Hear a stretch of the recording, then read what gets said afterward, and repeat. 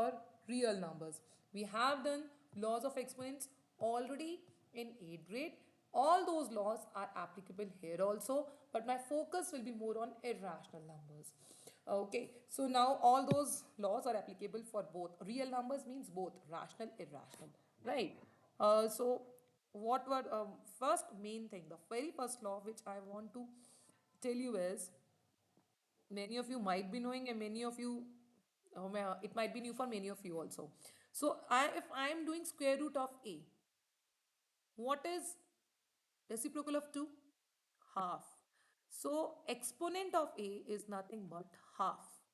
And it applies to all the roots. Like if I am finding cube root of a, reciprocal of 3 is 1 by 3. So exponent to a is 1 by 3. If I am doing fifth root of a, reciprocal of 5, 1 by 5, exponent to a is 1 by 5. So this is something which we will be practicing a lot here in ninth grade, which I don't think we have practiced much in 8th grade. Now let us discuss and see how all those laws which we have done in 8th grade are applicable here also. Root 2 into root 2. So as we discussed, root 2 into root 2 is half. And exponent is half for 2 and this is into. And for both the 2's, exponent is half because I have root with all both the 2's. So I will add the powers here. Which law I am using? If my base is same, I will add the power. This is the law which I am using. So half into half. What is it? 2 raised to power 1. And I know that root 2 into root 2 is 2 only. This we have done already. Because I can combine the roots 2 into 2, one out of the pair will come out. So this I did right now with laws. Now there was one more law. A raised to power. What was that? A raised to power m raised to power n is nothing but amn. Now if I have 8 square root of 8, I can write 8 as 2 cube.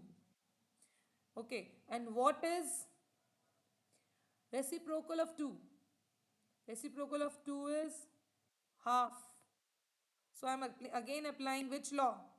I am applying this law and this will be equal to 2 raised to power 3 by 2. Okay, let me explain it to you with one more way to become more clear. So I can write this as 2 cube it is, na? 2 into 2 into 2 square. If I can combine the roots, like if I have root 2 into root 2 into root 2, I can combine the roots. This is what I did. Right? Same way I can separate the roots also. I will write it as root 2 into root 2 into root 2, which is nothing but root 2 cube. And now this time I have swapped m and n. I can do the same thing with many ways. And I am telling you all the ways so that you don't get confused. And now I will do reciprocal of 2 because square root it is. So 2 into 3 by 2. I can do it in many ways. And most probably with examples we will be try doing all. So we have discussed these two laws. Now let us discuss a raised to power m upon a raised to power n is equal to a raised to power m minus n. This is what? Quotient rule. Let me apply it with example this only. So I just explained you square root of 8 is 2 3 by 2 and here what is power for root 2? Half. You all are champs now. 2 3 by 2 minus half. What is it? 2 raised to power 1. So even if I do it separately, the way I expanded root 2 into root 2 into root 2, root 2 cancel, root 2 into root 2 is again 2 only. So you do whichever ways, right? It's the same thing. So three laws we have discussed. What was my fourth law? My fourth law was if my power is same, base is different, I can combine the base, right? This was A into B into what? M. This also we have discussed previously if you remember how we have done root 2 into root 3. है ना? So we said this is root 6. How? See, same thing what we have done already. Basically, I am explaining you with perspective of exponents. Same thing. So my power is what over here? Half. Here also half. है ना? I can combine the base, which is nothing but root 6. Fine. And a raised to power is 0. This was my one more law. Right? So how to do it? So root 2 by root 2 is what? 1.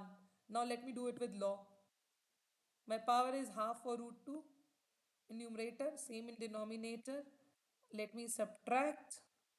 So 2 raised to power 0, I can cancel it also, which is 1.